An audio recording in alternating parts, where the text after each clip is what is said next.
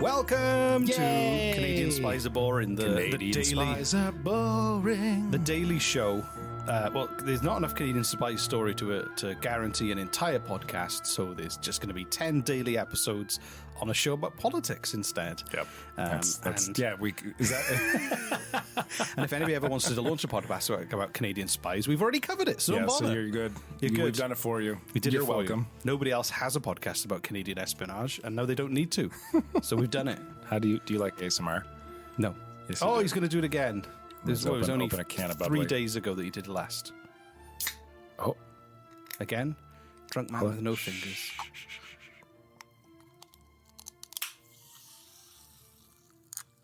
Audio sex manipulation, Reese.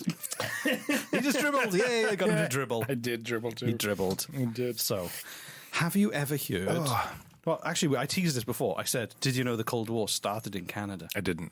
Know So, have you ever heard of Igor? Just in case, I just want to say, this is like what, day 4? Day four of So, Canadian in Spies Are case you're Boring. new, and this is confusing you, because our show is called Canadian I'm just Politics going is into Boring. it. You're I'm just going straight into it all the time. And so screw them if they're If you've never listened to this, if this is your first time listening to our show, you're going to be confused, but you're keep going to be listening. confused. But, you know, All right, keep going. Let's go. that's Screw it. life. We all stumble through life confused in a daze. Welcome to the club. Now let's talk about spies. So Right, tell me. have you ever heard of Igor Gouzenko? Who hasn't? No, I have no idea who that is. What a name, though. Jesus. So Stazensko? Gouzenko. Gouzenko. Yeah, Igor Gouzenko. He was Russian. Ego Gouzenko. Igor, not Igor Gouzenko. Igor Gouzenko. Igor Gouzenko. Gouzenko. Igor So Gouzenko. he exposed the Soviet intelligence efforts to steal nuclear secrets, as well as the technique of planting sleeper agents in Western countries. What's a sleeper agent? An agent who doesn't do anything until they're kind of activated. They live a normal life, and then they get a message on the phone that might be like 3029 apples, and then they go, right, now we're going to blow some stuff up. You've just activated some sleeper agents who are I know, listening if to you're our a sleeper podcast. agent, hang on, 5 banana, potato, beige. Yeah, I just deactivated them. Oh, sweet. Thank you There for you that. go. Yeah, that's good. like the Winter Soldier, but they weren't. It wasn't like programmed. They knew they weren't like programmed. Like they knew they were sleeper agents. Okay, they right. weren't like a Manchurian candidate. Thank God. I know. Thank God. What you might be a Manchurian candidate and you don't know. Anyway, I mean, sure. so Gouzenko was born on January the 26th, 1919, in a village near Moscow. It's about 100 kilometers northwest of Moscow, and he was the youngest of 3 children. And he studied at an architectural institute where he met his wife. And at the start of World War II, he joined the military and trained to be a cipher clerk. So essentially, he was helping decipher code and messages. And it gave him kind of a insider knowledge on Soviet espionage. And they were assigned to work in the Soviet embassy in Ottawa. And this was in the 1940s. So he moved to Ottawa to live in Canada with his family, and basically he was working for the Soviet government. However, in 1945, the Soviet Union he learned that they were actually going to send him back to Russia, but he loved the quality of life and politics of Canada and didn't want to go back, so he decided to defect. Oh, wow. So he said the unbelievable supplies of food, the restaurants, the movies, the wide open stores, the absolute freedom of the people, and this is, he wrote in his book, the book was called This Was My Choice, combined to create the impression of a dream from which I must surely awaken. Aw, what a nice thing to say. But also the other thing was he was supposed to be posted there for a few more years, so he was worried that he'd made a mistake, and when he got back to Russia, he'd be put in prison. Hold on, what? Made a mistake for... Well, he was supposed to be stationed there for longer, and they cut his time there short. Oh, and they thought that he did something wrong? Yeah, when he got back, he would be locked up in prison. For what, though? Well, that's the thing he didn't know. The way that they worked was they would purge people. Like, Stalin was in power, and he would purge people, whether you'd done anything wrong or not. He didn't care. He would like purge because he was paranoid and he thought people were working against him. Oh. So he might have ended up on a list of people he didn't trust anymore. But this so guy they would have gone, "Oh, we need to go back to Russia." Okay, But this guy did end up working against Stalin. But he did because he was afraid he would end up in a kind of so hold on, a Russian work camp. So let me get this straight. So because he was afraid of being purged by Stalin, who was purging people because he was You do realize that purging often meant death. I did not know that. Yeah. No. Okay, so people died in gulags in Siberia. Stalin would purge people because he was afraid. He was paranoid that they were working against him. Yeah. And what's this guy's name again? Igor Gouzenko. Igor. And Igor was called back home, and he was afraid he was going to be purged. So due to that fear, he stayed and ended up working against Stalin. Yeah, but also because. So, do you see the irony here? I do. But also, he loved the freedom, the lifestyle.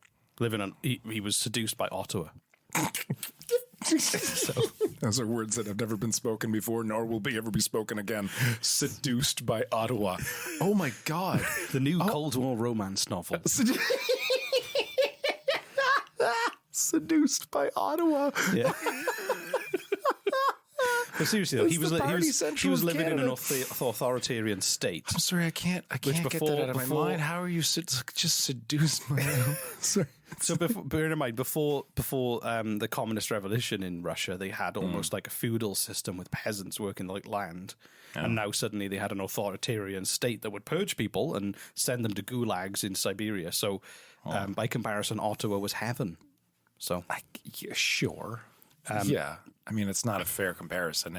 Yeah, that's true. Yeah. I mean, so also his wife was pregnant with his second child, so he decided to defect, and he walked out of the embassy door carrying a briefcase with Soviet codebooks and deciphering materials. He went to the RCMP, but the officers on duty refused to believe him.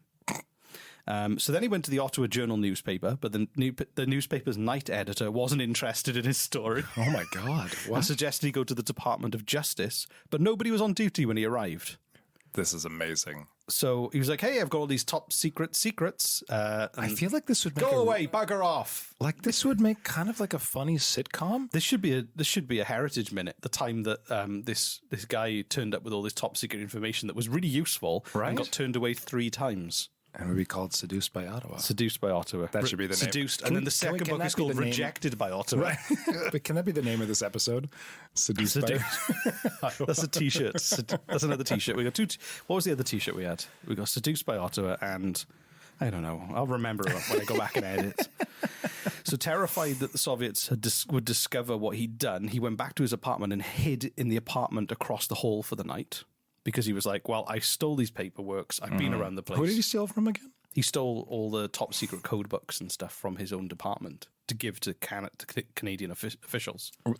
And the department wasn't in Canada, was it? No, he was stationed in the Russian embassy in Ottawa, and he was basically playing his part in helping operate a secret network of spies in Canada. Oh, wow. Okay. But the RCMP weren't interested. They didn't believe him. So that's amazing. And not at all surprising. So he hid across the hall with his family, and he was right, because that night a group of Soviet agents broke into his apartment and searched through his belongings. So hold on, where was he hiding? He was across the hall. Just in his neighbors? In his neighbor. He asked his neighbors if they could stay over because he was worried, and they ransacked his home. This is amazing. Like this would make with his pregnant wife and child. This would make an incredible little mini series. There probably has been one. You just didn't see it. I mean, I doubt it. But then the Ottawa police turned up and scared the Russian agents away because someone was like, hey, they're ransacking this apartment. So the next day, Gouzenko finally convinced the RCMP to examine the documents. And he was transported to Camp X. They just take him to Camp X out of Ottawa. So they get him out of Ottawa, get him to where's the safest place in Canada from spies? A camp full of spies who were on the other side of the Cold War. Right. Learning to kill silently. He was interviewed by the MI5 and also the FBI and by the FBI because the CIA wasn't really fully founded at that point. And Mackenzie King, who didn't really know what was going on in Camp X. Can we please do another episode or even a series of episodes strictly on Mackenzie King? Like, honest to God, I feel like we've glossed over Mackenzie King. I knew him well. Sure. Yeah. I just feel like we really glossed over one of the craziest prime ministers we've ever had. We will dig deeper. Yeah, let's do that for the future. Yeah. Hold up. It's time for a mid-roll announcement. That's right. You get to be the lucky so-and-so of an ad. And do you know the best part? You get to listen to this ad for free. We won't even charge you. Free ads all the time.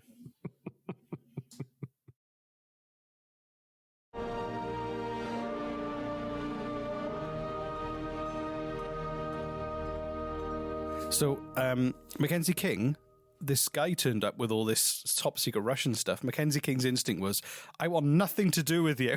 What? So because you're alive. So I only speak with the deceased. So at the time he was 70. And Mackenzie King? And he'd been involved. Or Igor?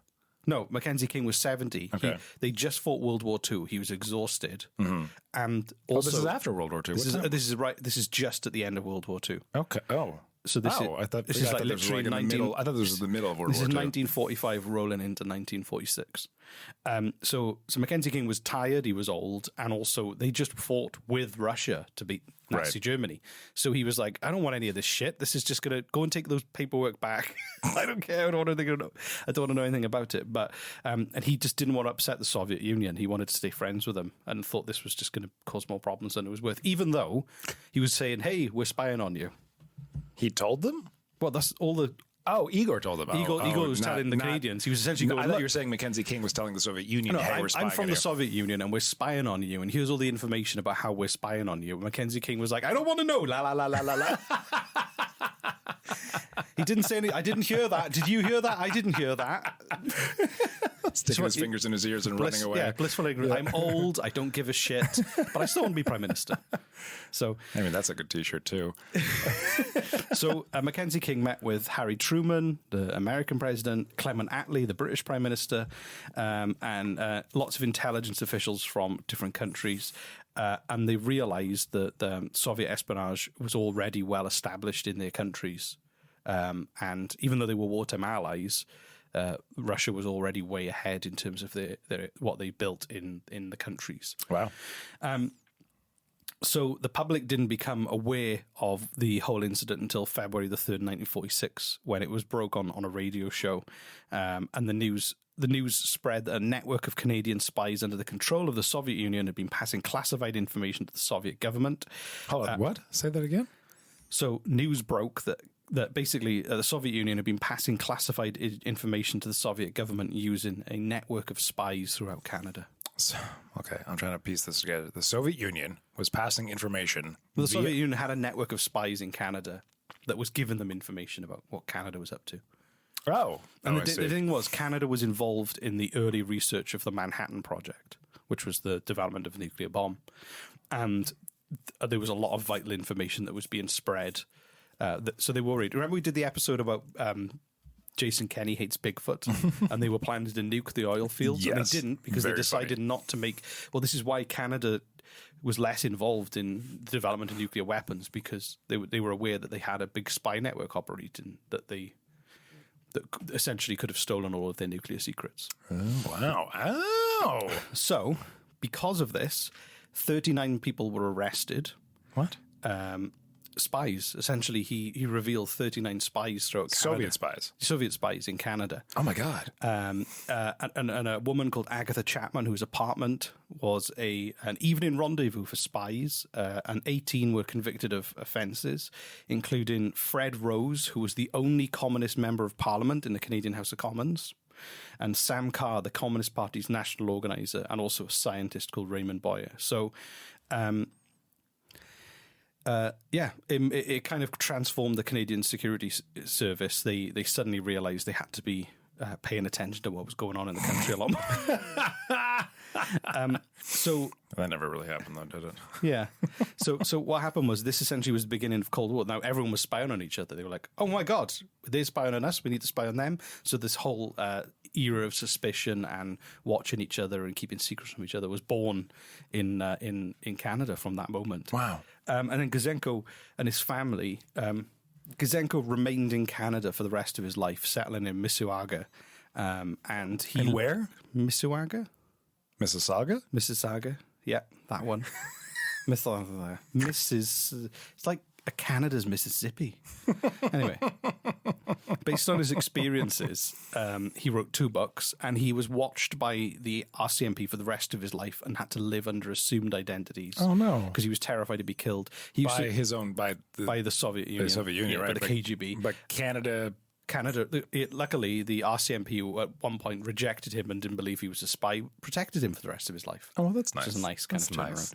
Yeah. And It's nice. And he'd make public appearances because he was an author and quite an iconic person in history, but he would always wear a hood to hide his identity because he was so afraid. So if you search him, living the rest of your life in fear kind of sucks. Yeah, from one of the world's probably the world's most effective intelligence agency at the time, ruthlessly effective intelligence agency. To live under fear from them. Yeah, that's awful.